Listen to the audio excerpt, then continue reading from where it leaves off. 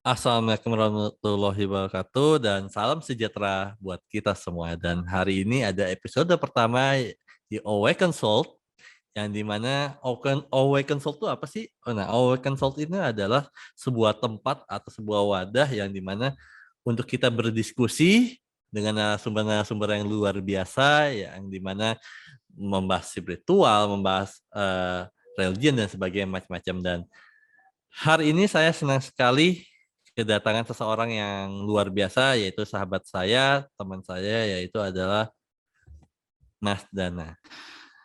Oke, Mas Danang. Episode pertama ini benar-benar buat saya spesial banget karena ini baru benar-benar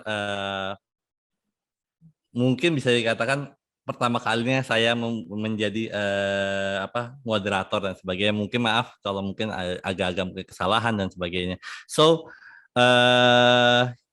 Mas Danang, gimana tuh Mas? Maksudnya, oke, mungkin kita sedikit bahas, langsung agak bahas topik ya. Maksudnya branding is not apa namanya selling apa namanya flexing not branding itu gimana Mas maksudnya? Yes, flexing is not branding. Jadi kalau misal sekarang kan lagi rame tuh perihal flexing. Betul. Nah, ada tokoh-tokoh yang dipenjara karena tokoh-tokoh ini flexing mulu gitu kan kalau di Instagram, YouTube. Nah, tapi saya juga sering nih dapat pertanyaan atau jawaban yang bilang kalau itu kan branding gitu. Flexing nggak apa-apa, itu kan branding gitu. Nah, ada yang berpendapat kalau flexing itu sebenarnya branding, tapi kalau saya punya pendapat yang sedikit berbeda karena kebetulan branding itu kegiatan saya banyak melakukan aktivitas di dunia branding. Jadi pas saya ngejalanin branding, opini saya beda lah. Jadi kesimpulannya flexing is not branding kalau buat saya, gitu Mas. Oke. Ini kita masuk ke materi aja. Boleh.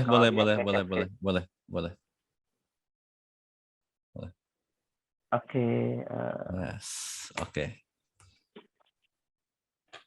Mulai dari awal. Muncul kan? Iya, betul muncul. Flexing is not branding. Yes. Flexing is not branding. Yes. Oke. Salam sejahtera buat kita semua. Thank you Mas Prama udah kasih kesempatan buat sharing mengenai ini karena ini unek-unek saya udah lama sebenarnya. Dan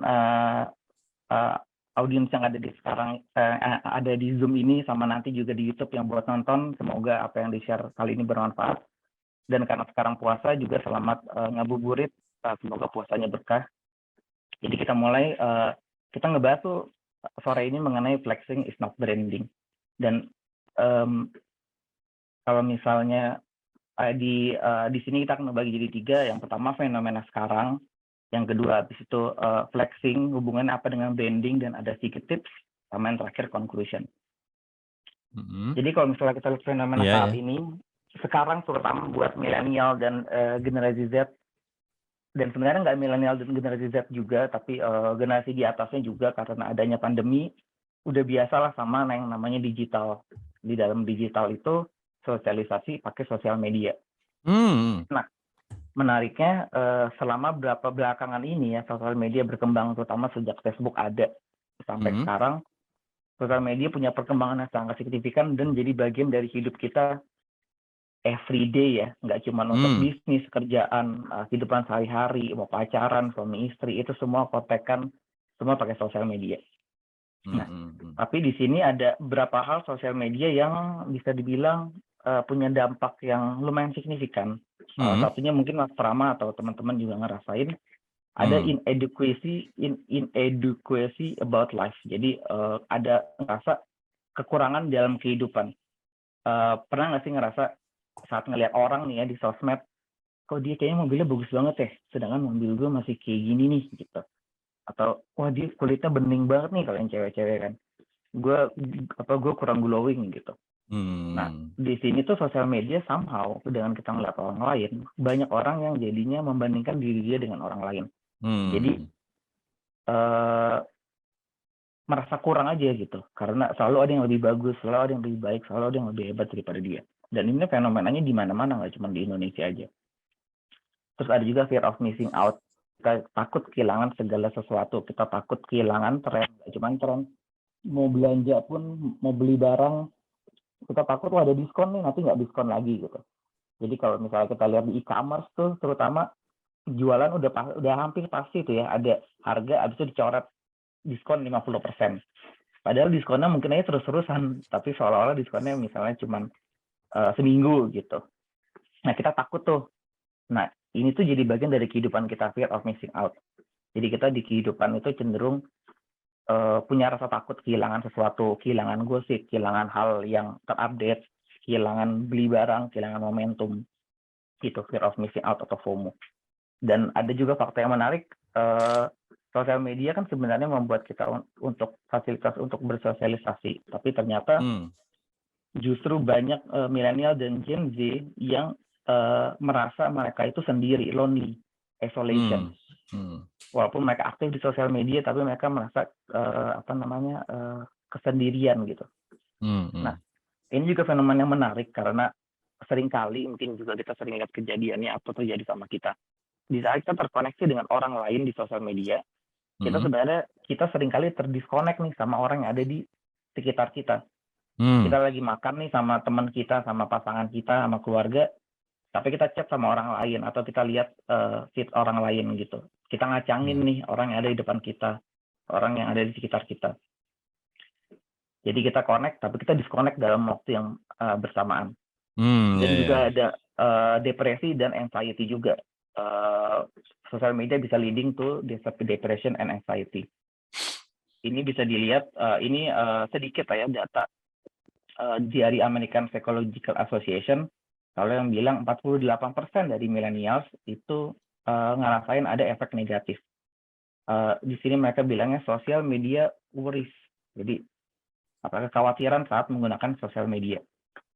Nah, menariknya nih, bisa dilihat paling kanan itu kan Nature's Boomers, Gen X itu generasi di atas milenial.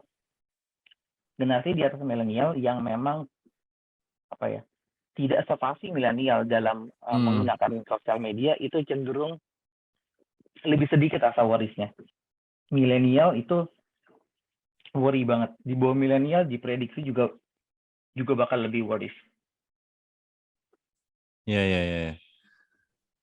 Dan di Indonesia diproyeksikan juga dari tahun 2017 sampai 2024 mental health kita tuh akan meningkat gitu. Jadi kalau di sini kalau saya ngelihatnya bukan pelihara sosial medianya, tapi kita sebagai manusia kadang perlu kebijaksanaan, butuh kemampuan untuk menggunakan suatu hal. Dan saya ngelihat buat saya juga terkadang sosial media kita belum terlalu bisa menggunakannya. Jadi banyak dari kita yang malah kena efek negatifnya gitu. Nah, terus kita masuk nih ke flexing. Tadi itu efek negatif secara umum ya. Nah, sekarang kita masuk ke flexing. Gimana sih sebenarnya flexing itu? Flexing otot kekar gitu. Mungkin Mas Prama yang sering nge-gym tahu lah ya, flexing itu kan sebenarnya tadinya jargon atau istilah untuk binaraga ya, untuk betul. Rata-rata seperti itu ya. Iya, pengen nunjukin kan, oke, flexing gitu. Dan emang banyak yang nunjukin karena kalau binaraga ya emang itu pekerjaannya dia. Kalau dia nggak flexing, dia nggak nunjukin otot, ya dia kalah dong gitu. Iya, betul. Nilai jual seperti itu ya kurang lebih ya. Nilai jual seperti itu. Sebenarnya ini jargon yang umum dulunya di dalam industri ini, dalam bidang binaragawan olahraga, tapi akhirnya masuk juga ke pop culture. Flexing bisa dibilang di saat orang memamerkan suatu hal deh gitu, pamer gitu, itu dibilang flexing gitu. Iya.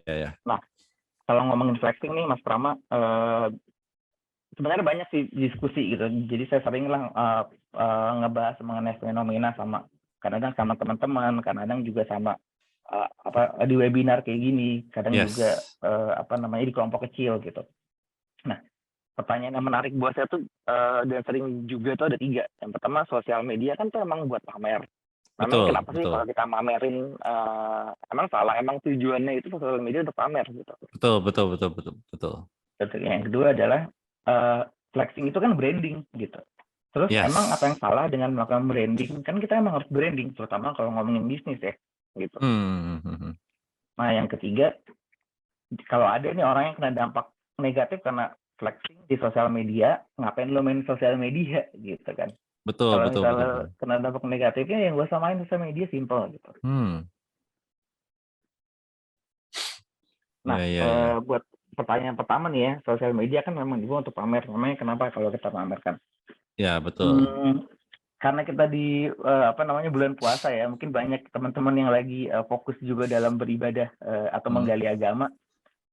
Ya pasti di semua agama diajarin tuh sebenarnya kalau pamer nggak boleh. Tapi Hmm. kita nggak ngebahas dari sisi agama, kita lebih dari sisi apa namanya mental deh, mental health yang jadi isu utamanya. Dari jurnal dari Child Development dibilang kalau mereka riset dan untuk boys and girls Hmm. dari hasil risetnya menunjukkan kalau semakin sedikit likes di sosial media itu bisa menuju ke stres dan depresi. Ya, ya, Ini ya. mereka riset ada bukti empiris. Tapi saya rasa teman-teman juga mungkin pas lama juga pernah ngerasain tuh. Kalau misalnya kita lagi bikin suatu karya atau kita foto deh, foto pribadi, kalau likes-nya banyak tuh seneng. Iya, Tapi iya, kalau iya. likes-nya dikit, wah gila nih likes gue dikit gitu. Betul, betul. Bisa jadi kesel atau bahkan ekstrimnya bisa jadi gila apa gue seburuk ini ya, orang-orang pada nggak nge-likes nggak gue gitu. Nah, Ya, ya. di situ dari hasil riset dan mungkin pengalaman pribadi juga kita menemukan kok kayaknya kebahagiaan kita atau apa ya kepercayaan diri kita kok kayaknya diatur sama likes sih gitu, Betul. diatur sama apa kalau YouTube view ya, ada likes juga ya, likes Betul, view gitu. ada like, betul. Nah, bahkan itu juga sebenarnya jadi alasan Mas Prama kenapa YouTube itu ngehilangin tombol dislike ya. Eh, apa namanya? Karena kayak gitu banyak tombol dislike dianggap membebani si kreator gitu. Jadi banyak yang jadi ada pertimbangan kalau tombol tombol dislike itu dihilangkan. Karena kenyataannya banyak yang berpikiran kalau kepercayaan diri mereka, kualitas diri mereka itu tergantung sama tombol likes dan dislikes gitu. Padahal kan kenyataannya nggak kayak gitu kan. Makanya memang apa namanya? Makanya kan kalau misalnya kita mengacu di apa namanya? Mungkin sedikit mungkin mengacu di Quran kan bahwa dunia ini kan hanyalah tempat bermain-main aja lah gitu, banyak yang megah-megah dan sebagainya. Intinya ada ngelirik boleh, tapi nengok jangan gitu loh. Jangan terlalu baper lah intinya. Bener ya Mas ya? Gitu. Tapi ya Mas ya, sedikit saya mau bertanya sedikit gitu ya. Nah, tadi Yep. yang saya lihat ada hasil data gitu ya, hasil Mhm, data yang presentasi yang tadi ya, berapa persen gitu ya. mhm. Kalau kita lihat ada paling besar ada 40% benar ya Mas ya, kurang lebih ya. 48% milenial di Amerika Serikat ya. Ya, Iya. tapi gini, tapi sebenarnya kalau saya lihat secara bukan persentase, secara data 40% sebenarnya sebenarnya kalau saya pikir gitu nggak terlalu besar-besar banget ya Mas ya, tapi dampaknya itu luar biasa ya Mas, dari bahkan menurut saya dampaknya itu lebih dari 40% gitu loh buat saya. Kalau saya Oke. lihat ini seperti itu, menurut Mas gimana tuh Mas? Iya, sebenarnya kan kalau misal persentase itu kan tidak mewakili kuantitas ya. Maksudnya gini, Betul. kalau misalnya misalnya ada 10, 48% mungkin dia cuma 4 atau 5. Iya, Tapi iya. kalau dari 100.000 orang, 40%, 48% tuh hampir 50.000 orang. Iya, Kalau iya. dari 10 juta, Hmm. 48% hampir 5 juta gitu. Jadi Hmm. eh, apa namanya persentase sendiri dia hampir 50%. Dan juga balik lagi persentase tergantung sama jumlahnya. Di Indonesia ini kita kan tahu kalau generasi mudanya itu lebih besar. Jumlah kita lebih dari 200 juta orang, dan saya nggak tahu pasti datanya, tapi kita tahu lah kita ada bonus demografi kan. Umur umur muda kita, umur produktif kita tuh jauh lebih besar gitu. Iya, Jadi kalau betul. misalnya setengah dari millennials, sedangkan Hmm. di Indonesia itu lebih banyak millennialsnya banyak gitu ya. Itu kan dampaknya bisa signifikan. Dan tadi kayak Mas Parma bilang benar, ada domino efek Mas, benar gitu. Ya apa namanya, kalau misalnya kita aja dalam aktivitas satu orang aja, kita lagi suntuk nih, kerjaan kita bisa jadi nggak produktif. Kalau kerjaan nggak produktif kan yang rugi nanti misalnya klien kita juga atau Betul. bos kita. Atau kita lagi suntuk uring-uringan di rumah marah-marah, yang rugi siapa? Misalnya pasangan kita, keluarga kita. Jadi pasti itu ada dampaknya juga sih Mas. Gitu Ya, ada ya, domino ya, effect. ya.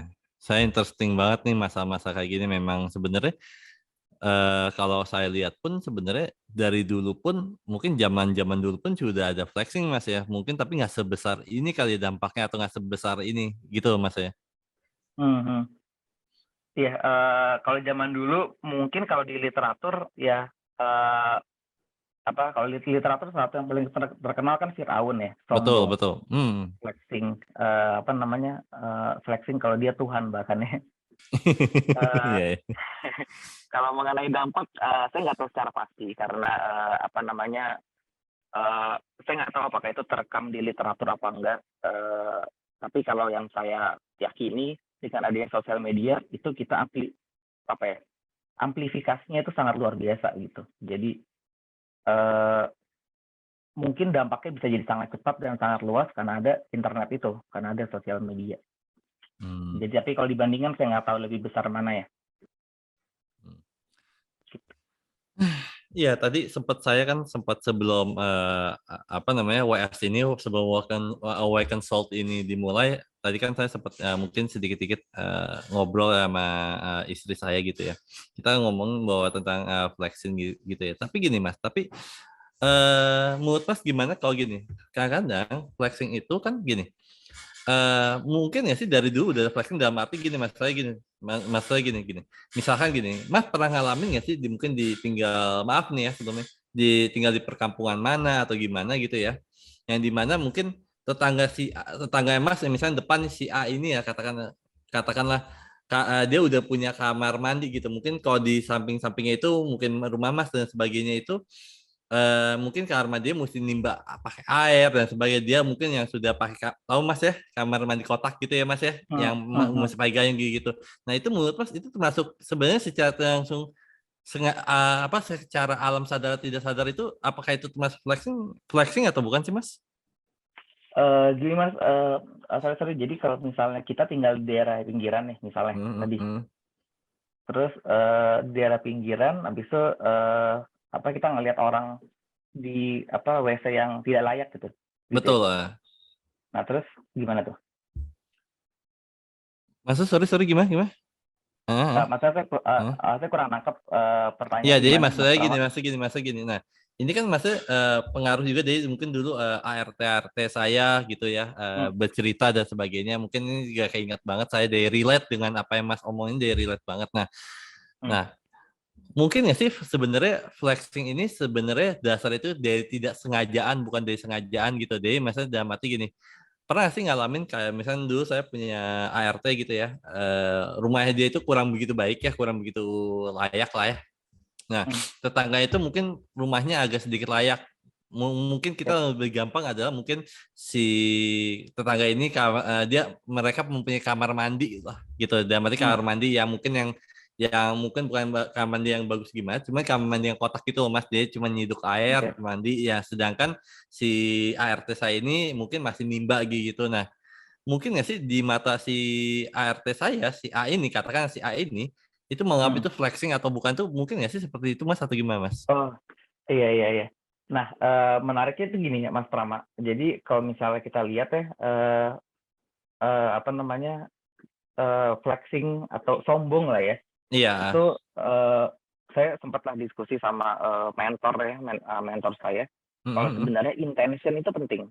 betul. Jadi pertama nih di saat menariknya kalau misalnya di perusahaan aja, ya atau nggak secara personal aja misalnya, Hmm. eee, misalnya kita, sedekah gitu ya, sedekah Betul.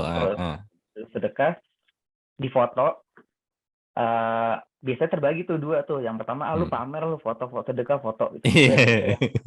Tapi ada juga Iya. yang, itu bagus sih foto buat dia bisa meng-influence, eee, mengajaklah orang lain biar orang lain tuh juga mau, sedekah juga gitu.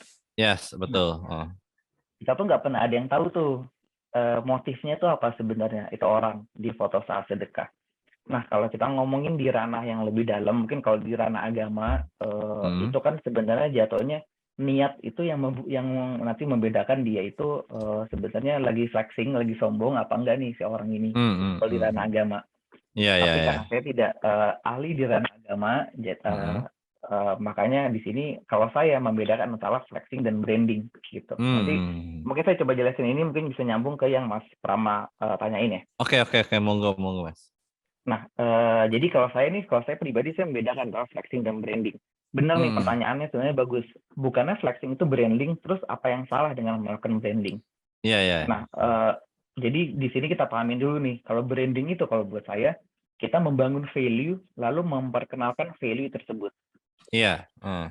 Coba saya kasih contoh, misalnya nih, Apple nih, value Yes. perusahaan. Jadi yang saya maksud adalah value perusahaan atau produk tuh harus selaras nih sama apa yang dikomunikasikan.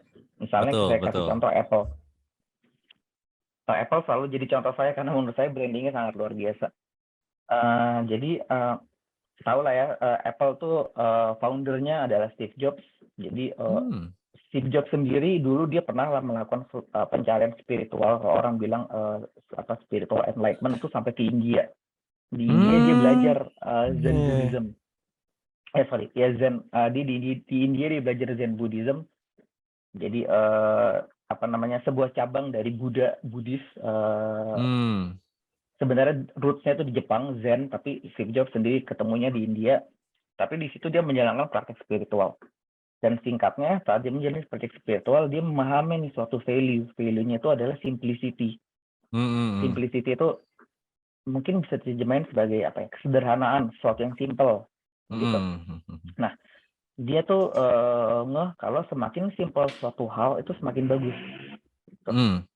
Nah, dia pengen mencapai si simplicity ini nih. Gitu. Akhirnya saat dia bawalah value simplicity ini ke dalam value-nya Apple. Gitu. Inilah yang saya maksud dengan membangun value. Dia tuh nyuntik nih.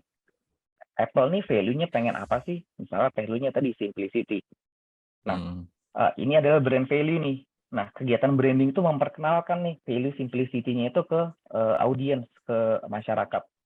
Nah, jadi kalau kita lihat nih desainnya Apple, terutama dari zaman Steve Jobs, itu desainnya simple. Ini kita bisa lihat contohnya rapi, simple, cuma dengan warna putih. Sini iPhone apa ya? iPhone yang lama ya, iPhone 5 ya kalau nggak salah. Iya, kayak iPhone 5 gitu ya. Iya, iPhone 5. Ya desainnya sangat simple, cuma ada kata-kata hello aja. Jadi value-nya tuh tercermin di dalam produknya si Apple gitu. Dan nggak cuma produknya Apple, setiap hal yang berhubungan dengan Apple itu juga tercermin value-nya si simplicity ini. Dari tokonya dia simple. Dan kalau teman-teman juga Mas Prama pernah lihat iklannya, ads-nya, advertising-nya Apple itu juga biasanya simple gitu. Nah, ini yang saya maksud dengan branding. Branding itu value-nya apa? Kita bangun dulu value-nya, baru kita kenalkan value-nya. Nah, sebaliknya nih ada bahkan sering yang terjadi, dan itu juga kebetulan karena saya kadang membantu UMKM dalam membangun brand, saya sering menemukan situasi di mana orang fokusnya memperkenalkan aja nih, tapi dia tidak membangun value-nya dia. Gitu.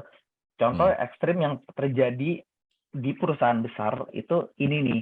Ini di media udah banyak lah ya, KFC. Iya, betul. Fotonya di sebelah kiri, aslinya di sebelah kanan gitu. Nah, kasusnya ini dituntut nih, sampai dituntut karena si orang ini udah beli, yang nuntut ini udah beli 2 kali kayak gini, KFC alasannya sayurnya habis lah gitu.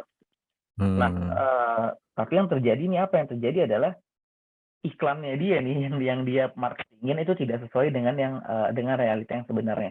Nah, ini contoh ekstrim di perusahaan besar. Tapi contoh di perusahaan-perusahaan UMKM, startup, atau kita yang baru memulai itu seringkali kita pengen nih misalnya diperkenalkan, kita pengen orang mengenal kita sebagai perusahaan misalnya yang tadi simplicity deh misalnya, mirip Apple gitu, pengen dikenal sebagai perusahaan yang simple, minimalis gitu.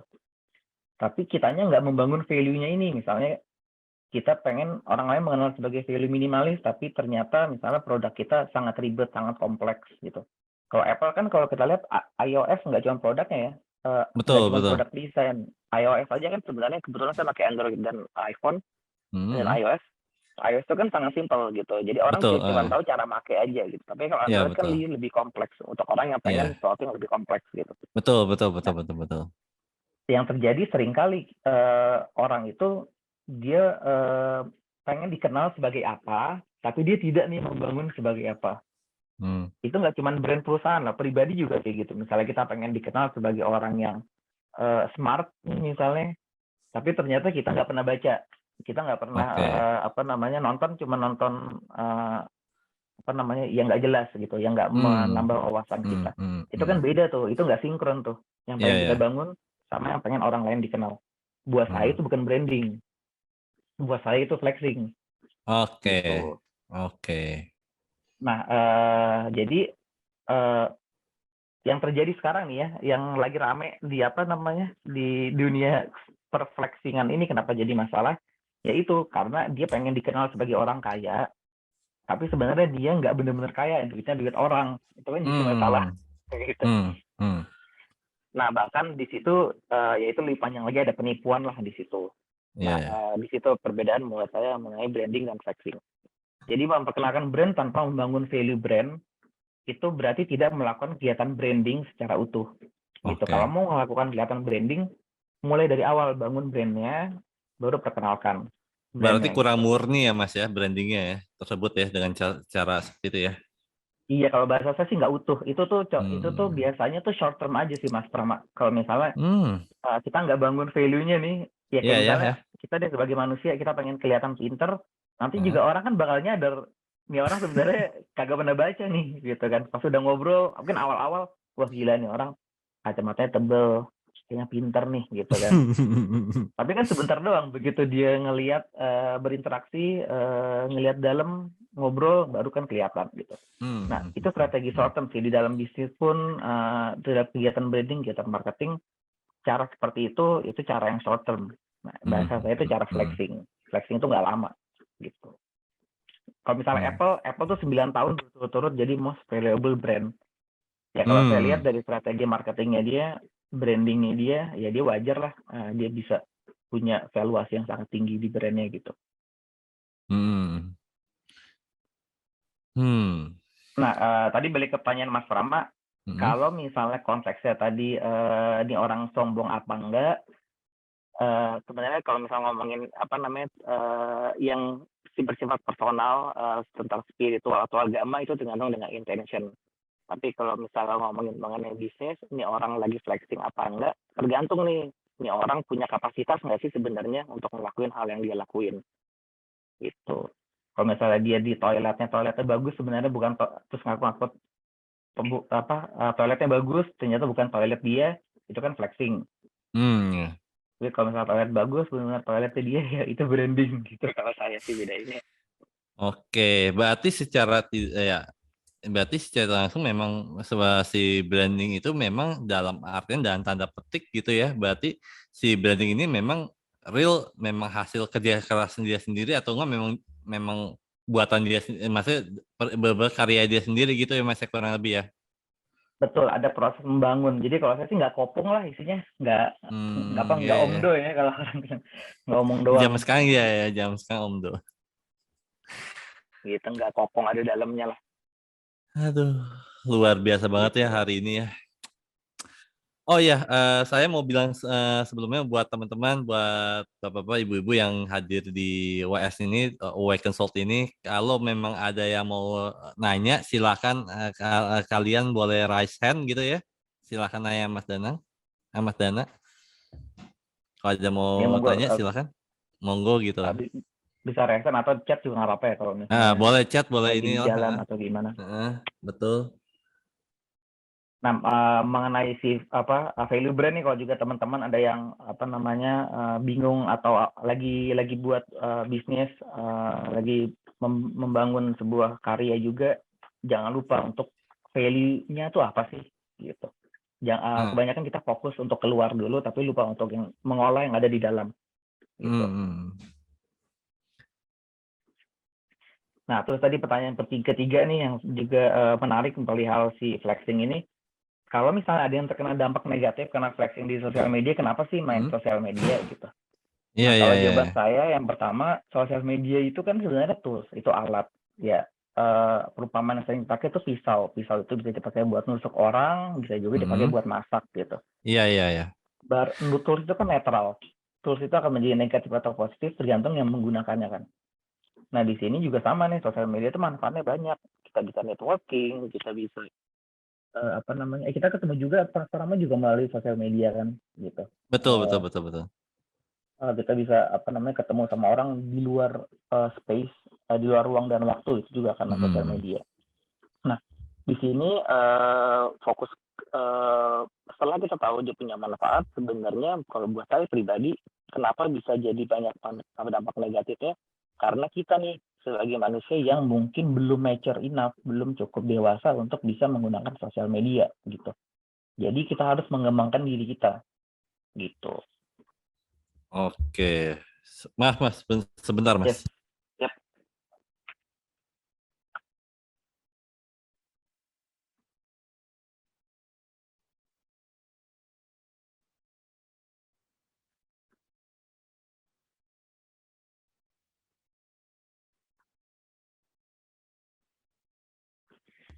Yes, terus Mas, sosial media.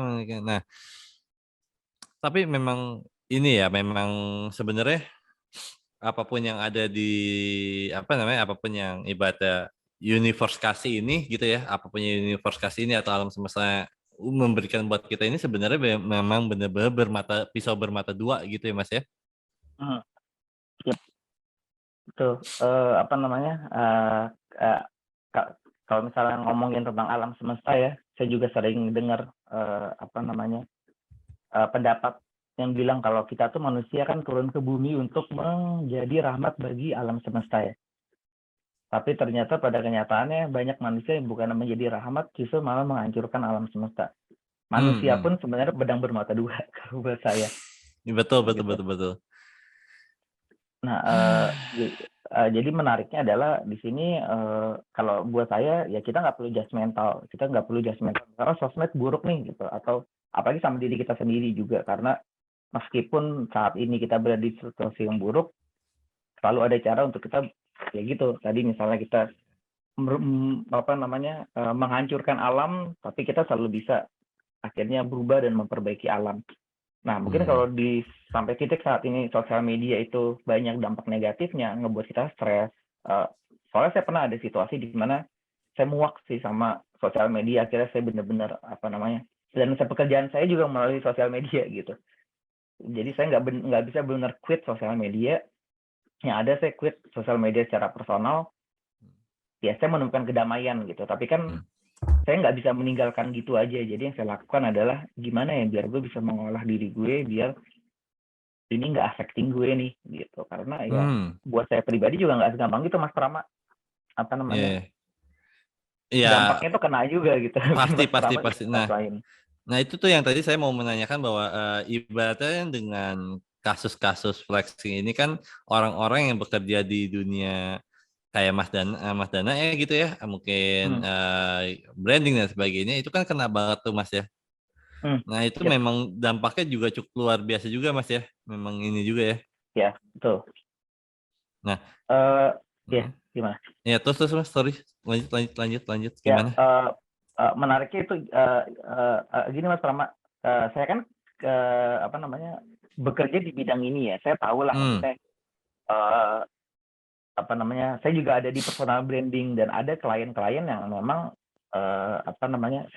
saya set gitu untuk ngelakuin ini, walaupun saya punya idealisme saya sendiri dan saya klien yang saya pilih emang yang cocok lah sama saya, tapi saya tahu lah misalnya dia maksudnya saya tahu lah di balik layar itu gimana sih seorang yang bergelut di bidang branding membentuk seseorang. Jadi sosial media itu yang ada di IG feed-nya, saya tahu itu semua rekayasa gitu.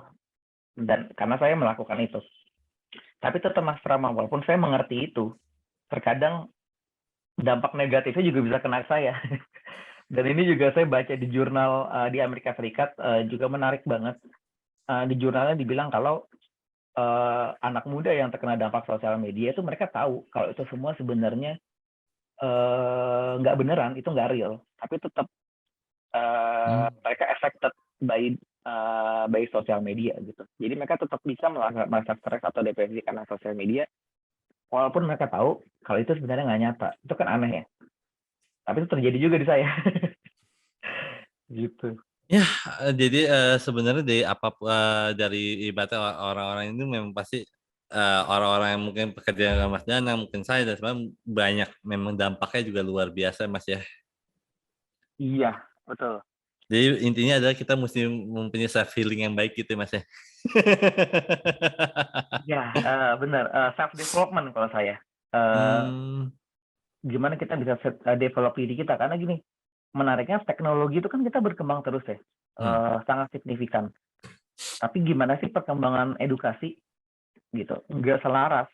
Perkembangan edukasi atau perkembangan dari sistem untuk mengembangkan manusia itu tidak selaras dengan percepatan perkembangan teknologi. Teknologi itu berkembang terus, edukasi itu nggak signifikan. Bahkan ada jokes kalau di 9gag, TV ini dari zaman jebot yang tebel sampai sekarang yang tipis banget, sampai terus ada edukasi dari zaman sebelum Perang Dunia, orang di kelas angkat tangan, sampai sekarang tetap orang di kelas angkat tangan juga.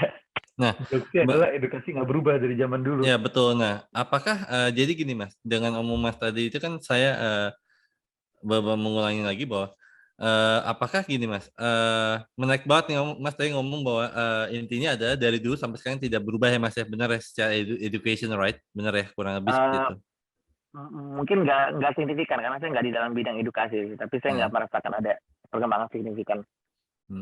apakah mungkin itu juga ya Mas ya, jadi mungkin saya nggak bilang menyalahkan siapapun, mungkin orang-orang jadi agak malas dengan sesuatu hal edukasi karena mungkin tidak berkembang juga secara eh, apa ya kurikulum dan sebagainya gitu Mas ya. Gitu. Mungkin sih Mas, sebelumnya mohon maaf kalau pihak edukasi saya bukan sebagai Hmm. pemain di sana, saya user ya. Kalau saya lebih ke Hmm. arah user aja, saya orang kebetulan saya saya lumayan suka belajar, jadi saya niatlah sampai ngambil master gitu. Dan emang saya sih ngelihat dari saya SD sampai saya S1 itu perubahannya dikit banget. Pas saya S2 emang lumayan signifikan sih, ada perubahan sistem pembelajaran yang lumayan signifikan. Tapi tetaplah kalau dibandingkan sama signifikansi perubahan teknologi, perubahan edukasi, ada perubahan, tapi saya sebagai user sih nggak terlalu ngerasa itu signifikan ya, gitu. Hmm. Itu sih Memang Mas, ya. kalau perihal edukasi ya. Memang Nah, iya, memang dampaknya luar biasa sekali gitu ya. Ya kayak contohnya kayak mungkin ponakan saya gitu ya, memang umur mungkin sekarang udah 6 tahunan gitu, tapi jago banget main gadgetnya, jago banget main TikTok dan sebagainya itu luar biasa juga sih buat saya. Saya pun aja juga nggak ngerti-ngerti banget gitu loh. hmm, iya, jadinya mereka belajar sendiri kan dibandingkan mereka ikut kelas gimana cara joget di TikTok, nggak gitu kan, mereka mending mereka belajar sendiri, lebih Oke. cepat gitu. Hmm. Ini by the way ada yang mau tanya atau ada yang mau gimana atau mau ngasih pujian gitu something buat Mas Dana, mungkin Mas Budi gitu. Hmm?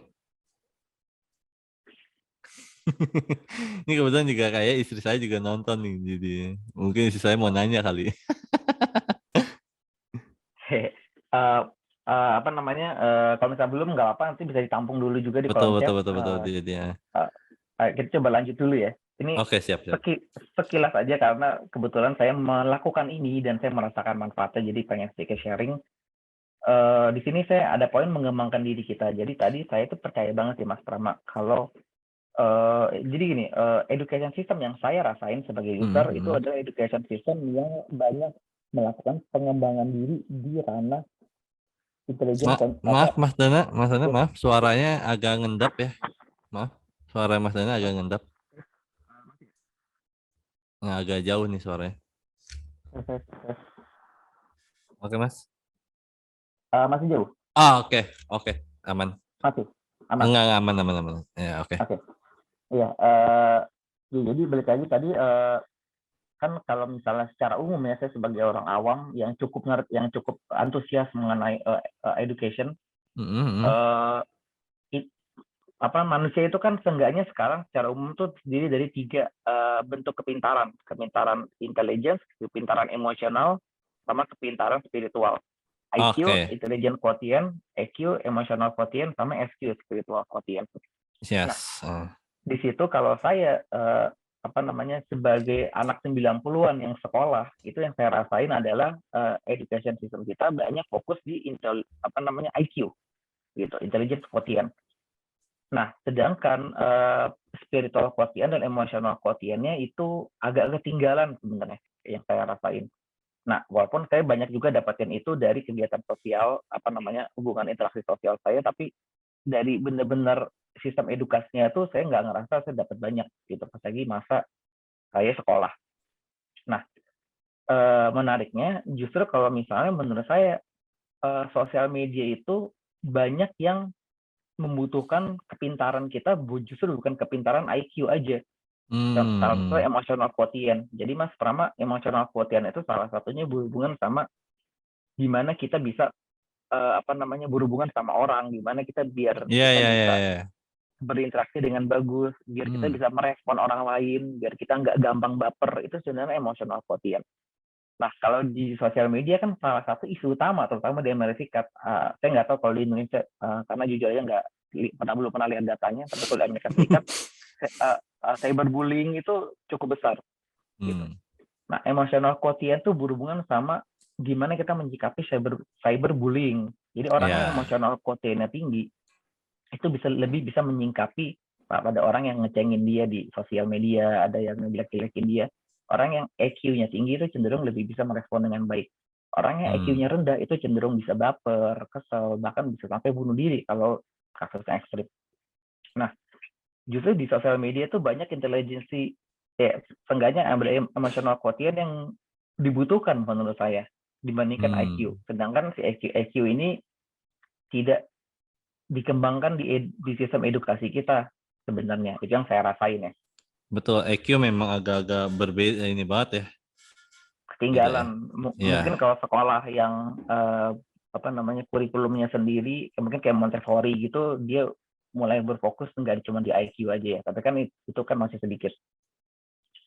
Nah, jadi di sini yang saya lakukan adalah gimana sih biar kita bisa menyikapi salah satu sosial media, fenomena digital itu adalah mengembangkan diri kita.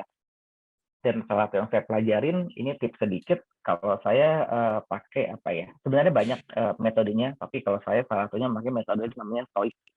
Stoik itu apa Hmm. ya, filosofi lah ya, filosofi dari Oke. Romawi kuno. Hmm. Itu dari zaman dulu banget, dari zaman Romawi kuno, itu ada sebuah filosofi yang namanya Stoik. Hmm. Eh, Salah satunya gini yang saya terapin di kehidupan kita. Eh, Bedain antara hal yang bisa kita kontrol dan tidak bisa kita kontrol. Hmm. Jadi eh, Panik. di dunia ini misalnya cuaca Hmm. atau enggak di sosial media kita mau Sorry Mas, posting suaranya lagi Mas, kumat Mas. Maaf. tes tes ternyata ada suara yang masuk di bocor. Jadi agak mendung ya, agak mendep ya. Saya coba ganti speaker deh. Oke. Kalau sekarang Oke, aman, aman, aman Sip. lah, mantap. Oke. Nah, bentar tadi apa mana ya? Oh ya, bedain antara hal yang bisa kita kontrol dan tidak bisa kita kontrol. Hmm. Jadi kalau di Stoik ini beda ini di dunia ini kita di dunia realita kita sama di dunia sosial media juga ada nih hal-hal yang tidak bisa kita kontrol. Misalnya yang bisa kita kontrol itu adalah opini kita. Misalnya kita pengen ngetik segala pengen merespon, pengen nge-like, itu bisa kita kontrol. Tapi yang tidak bisa kita kontrol adalah opini orang lain. Kalau di dunia kita misalnya cuaca, macet apa enggak, terus pendapat orang tentang kita, itu sebenarnya tidak bisa kita kontrol. Nah, seringkali orang tuh stres karena kita nggak bisa ngebedain yang mana yang bisa kita kontrol dan yang mana tidak bisa kita kontrol. Misalnya ini orang suka nggak ya sama gue, ini orang yang kesel ya sama gue. Nah, ini orang suka enggak sama kita itu hal yang di luar kontrol kita. Perasaan orang lain nggak bisa kita kontrol. Ini hanya akan membuang waktu dan membuang energi kalau kita memusatkan rasa khawatir kita, rasa takut kita akan sesuatu yang nggak bisa kita kontrol. Kita dipelajarin di Stoik. Nah, sebaliknya, fokus sama segala sesuatu yang bisa kita kontrol. Lebih baik kita menyibukkan diri, meluangkan waktu, meluangkan energi kita untuk sesuatu yang bisa kita kontrol. Respon kita misalnya, atau enggak kalau tadi sama hubungan misalnya, kita bisa fokus untuk ngomongnya ke dia baik, kita bisa fokus untuk misalnya ngasih dia kado, ngasih dia hadiah, cari tahu dia sukanya apa, itu yang bisa kita kontrol. Udah, just do your best yang bisa kita kontrol, tapi sisanya nih orang nanti suka lagi apa enggak, ya udah biarin aja, itu nggak bisa kita kontrol. Di sosial media juga gitu, kita mau posting foto nih, misalnya kalau yang cewek-cewek kan, ya udah posting foto yang estetik, yang filternya bagus dan lain-lain, itu kan bisa kita kontrol. Tapi nanti orang lain ada yang nyinyir, ada yang suka, itu nggak bisa kita kontrol. Betul ya. Kalau dia udah nggak bisa dikontrol, ya udah biarin aja gitu. Mending kita nggak usah buang waktu energi di situ kalau itu di luar kontrol kita. Yang pertama. Nah, ini ada yang resen, Mas Rama. Oh iya, siapa yang resen? Boleh unmute dulu yang resen. Siap. Dari siapa tuh? Rudy. Oh, Rudy ya. Siap. Mas Rudy, Mas Rudy, yes. Oh, Om. Oke. Boleh di unmute Mas Rudy? Yes. Oke. Ini Pak, kepencet atau gimana nih? Atau kepencet atau gimana? Kayaknya kepencet. Oke. Nah. Oh ini ada nih. Oke dia. Oke. Ini Mas gimana nih Mas? Menurut Mas gimana nih Mas? Coba Mas.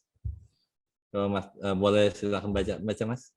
Oke, menurut Mas Dana, alasan kenapa fenomena flexing tidak baik untuk kita lihat secara berlebihan yang suka pamer kekayaan. Wah, ini pertanyaan bagus nih. Kenapa kita tidak lihat, maksudnya gimana ya, untuk kita, kenapa kita mendingan kita nggak ngelihat gitu, fenomena flexing yang gini kali Mas ya, menurut saya Mas Dana alasannya kenapa, nah ini harusnya pakai tanda baca ya. Terus,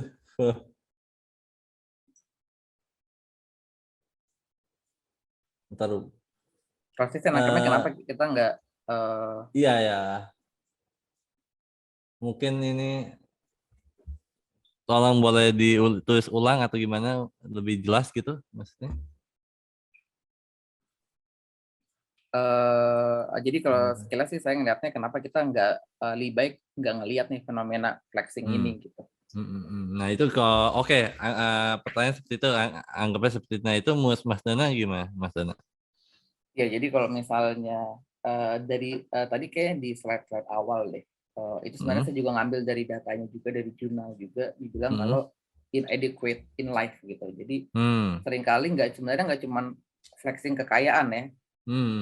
Tadi kalau dibilang sosial media itu adalah basically untuk flexing, itu benar juga karena kan sosial media kita menunjukkan misalnya foto kita, kita cantik, kita ganteng, kita kaya, kita jago ini, kita jago itu, kan basically sosial media itu untuk flexing sebenarnya. Nah, jadi kalau di tadi jurnal yang saya baca sih, dan terjadi juga di saya, itu bisa ngebuat kita tidak bersyukur jatuhnya. Kita ngerasa kurang di dalam kehidupan. Tadi kalau pertanyaan Mas Rahmat, konteksnya kekayaan, ya kita jatuhnya kita ngerasa kurang dalam hal duit atau kekayaan gitu. Padahal kita nggak tahu nih di luar sana orang yang flexing kekayaan itu benar apa enggak, itu kita nggak tahu. Tapi yang terjadi adalah rasa kebersyukuran kita akan jadi kurang gitu. Yang ada juga malah di highlight, kok gue nggak punya ini ya gitu. Kok dia punya itu, kok gue nggak punya ini ya. Itu yang terjadi di dunia bahkan ya. Gitu. Ya makanya kan ada yang mengatakan bahwa jangan naruh remote kebahagiaan di tangan orang lain ya Mas ya, bener ya? Betul banget. Betul banget. Nanti banyak yang stres, tapi banyak juga sih mau dari dulu mau zaman sekarang pun memang orang-orang mungkin sadar tidak sadar, tahu tidak tahu, kadang-kadang kita juga suka menaruh remote kebahagiaan ke tangan orang lain gitu Mas. Hmm. Betul Mas. Lanjut Mas, gimana? Iya, apa namanya?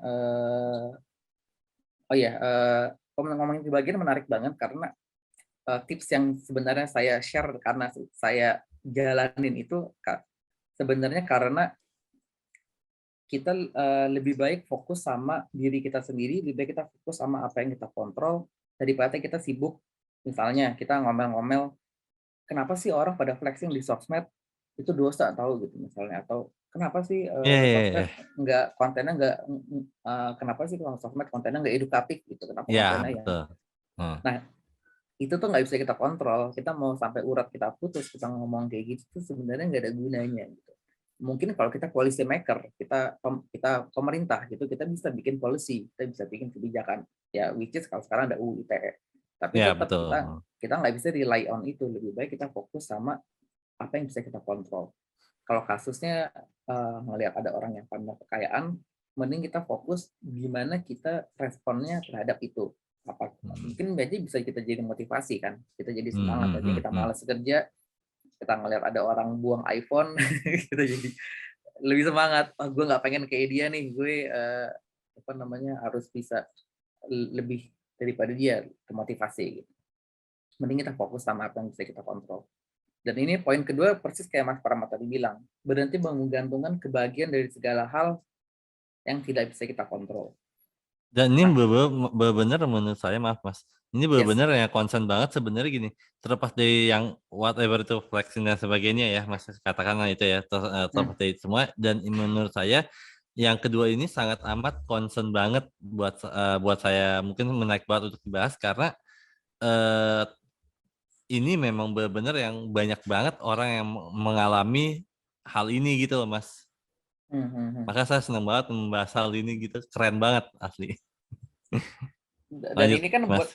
buat hal yang simpel Mas tadi yang juga sama kita bahas, sekedar likes, dislikes itu mengontrol kebahagiaan kita. Itu kan menarik ya. Aneh tapi menarik tapi terjadi gitu kan. Kebahagiaan didapat dari likes and dislikes gitu. Nah, yang ketiga tipsnya adalah coba belajar untuk lihat segala sesuatu lebih dalam daripada apa yang diterima oleh panca indera kita. Jadi buat kita yang alhamdulillah ya puji Tuhan itu lengkap panca inderanya, bisa ngelihat, bisa mendengar, bisa mencium gitu, bisa ngomong. Kita terbiasa hanya berfokus di situ. Kita hanya melihat tampilan aja, kita hanya melihat apa yang kita lihat, kita hanya percaya apa yang kita dengar, padahal ada sesuatu yang lebih dalam daripada itu. Nah, di sini kuncinya adalah critical thinking, berpikir kritis. Terkadang misalnya kita ngelihat ya di sosmed dia apa namanya apa ngeliat cewek gitu, wah bening banget nih cewek itu misalnya. Belum tentu gitu kan, belum tentu. Dan lebih dalam lagi kita ngelihat misalnya di dunia nyata sekalipun kita ngelihat ada orang yang penampilannya rapih gitu ya, omongannya rapih, manis gitu, tapi ternyata belum tentu dia sesuai apa yang dia katakan gitu.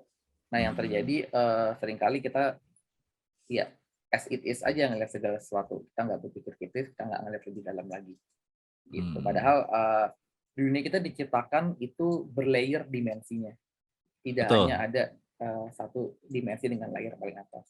Kalau kita lihat meja terbuat dari kayu, yaitu meja, padahal di dalamnya ada komponen, ada kayu, paling lebih kecil lagi nanti dia jadi atom gitu. Betul. Kecil lagi jadi foton. Nah, ini menarik banget nih Mas yang di atas nih, yang tadi yang paling pertama nih ya.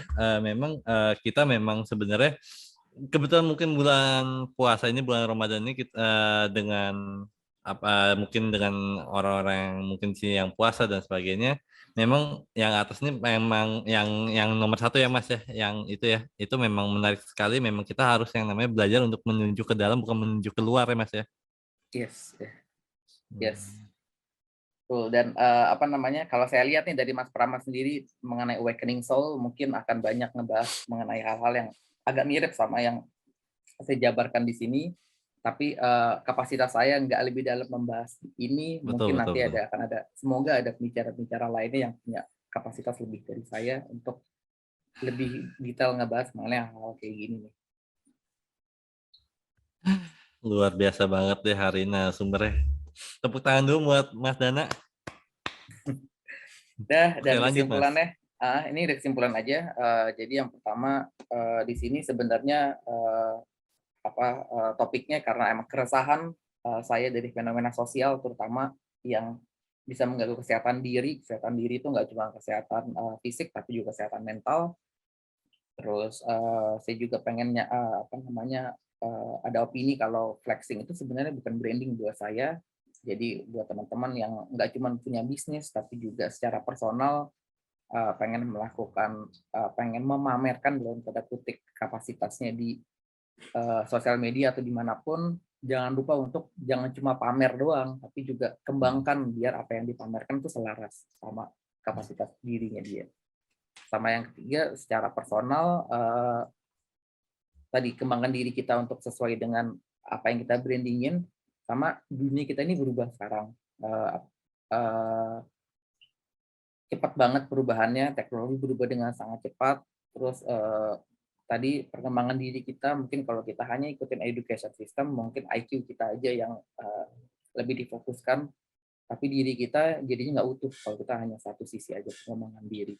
Kembangkan diri kita dari sisi lain, emotional quotient dan spiritual quotient. Kalau emotional quotient coba untuk fokus di hal-hal yang berbau hubungan interaksi sosial kita, yang berbau perasa, tentang emotion. Sama kalau spiritual quotient bisa mulai untuk gali-gali hal-hal yang berbau spiritual, mungkin juga bisa melalui jalur agama, dan kadang sekarang tuh Mas Prama ada juga yang ngembangin melalui jalur filosofi. Jadi kalau saya ngasih contoh stoik itu sebenarnya jalurnya filosofi. Iya, Gitu. iya, Tapi iya. itu adalah bagian dari pengembangan spiritual quotient atau kecerdasan spiritual kita. Dan kalau buat teman-teman yang beragama Islam ya saya rasa bulan puasa ini nggak cuma Islam aja. Sekarang ini banyak lagi banyak hari-hari perayaan besar nih. Kalau Islam kan ada bulan puasa, nanti kalau Kristen ada Paskah, Hindu Nyepi kan juga udah lewat, Sun Betul. juga nanti akan ada Waisak. Nah sebenarnya perayaan-perayaan agama itu kalau kita jalin dengan baik itu adalah jalan untuk pengembangan spiritual quotient. Salah satu yang paling umum adalah menahan diri atau puasa.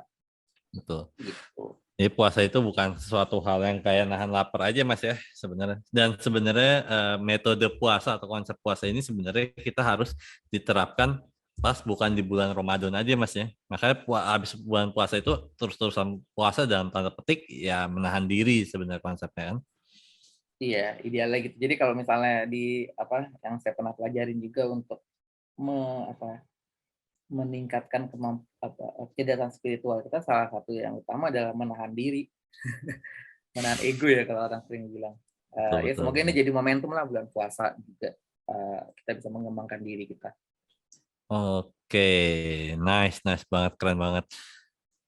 Oke Mas, mungkin saya boleh sedikit meminta nggak sih Mas sebelum Mas lanjut bahwa Mas kan memang basicnya di branding bener ya Mas ya? Iya.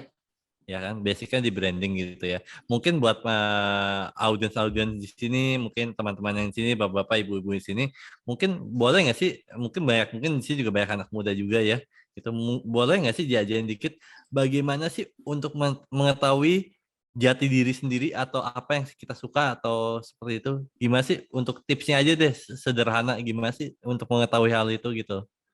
Kayak itu penting banget untuk orang-orang yang mungkin anak-anak muda zaman sekarang untuk menggali gitu apa yang dia suka gitu. Oke.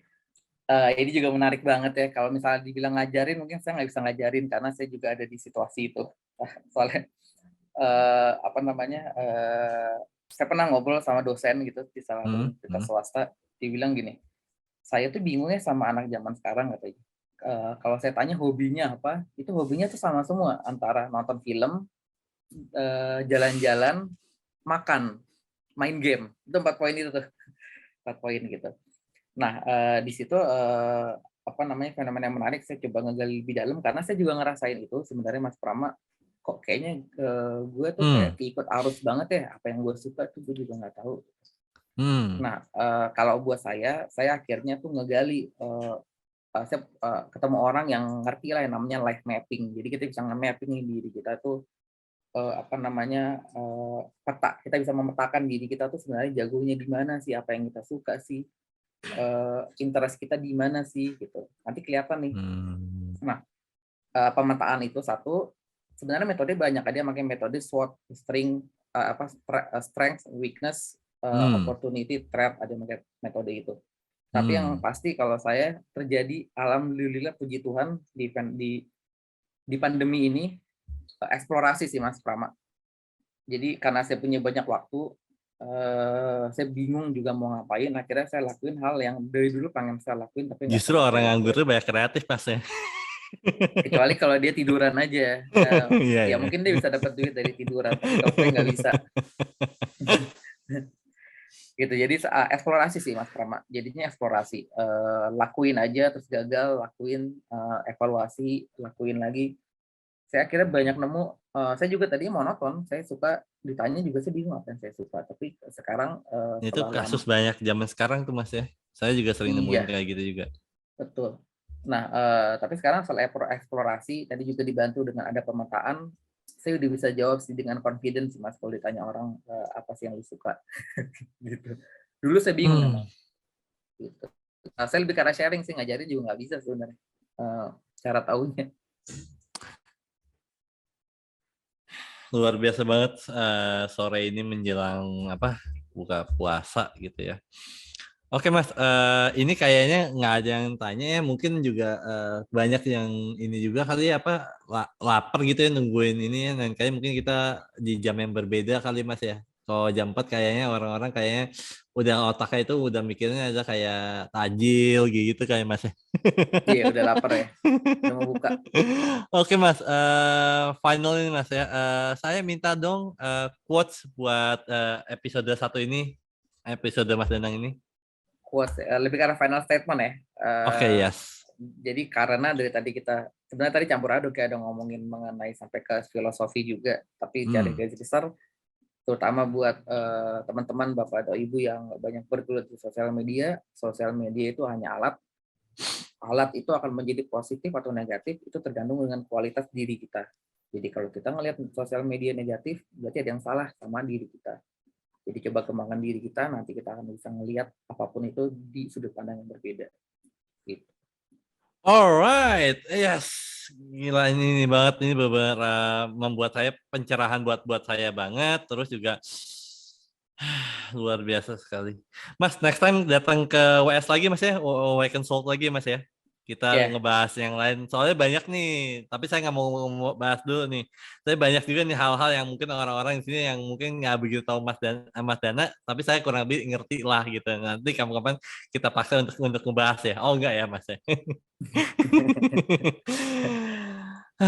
Oke, thank you buat Mas Dana atas waktunya untuk kesini. Saya berterima kasih banget buat teman-teman juga yang sudah meluangkan waktunya, bapak-bapak, ibu-ibu yang sudah meluangkan waktunya kesini. Saya berterima kasih dan sampai jumpa di besok malam jam 8 malam dengan narasumber juga yang luar biasa juga. Dan terima kasih buat Mas Danang juga. Dan see you next time semuanya. Dadah.